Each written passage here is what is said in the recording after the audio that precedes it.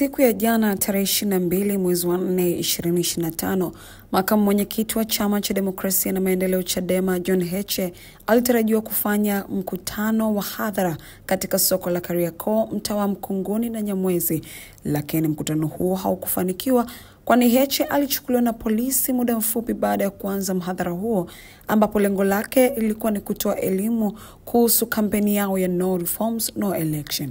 Kwa mujibu wa Mwananchi Communication Limited, linasema jeshi la polisi kanda maalum ya Dar es Salaam kupitia kamanda wa kanda maalum Jumanne Muliro limekana kumshikilia mheshimiwa Heche ama kukamata mtu yeyote, bali jeshi la polisi limesema lilikuwa likituliza heka zilizokuwa zinaendelea mahali pale, na kwa kufanya hivyo waliepusha mambo mengi mabaya kutokea katika eneo lile.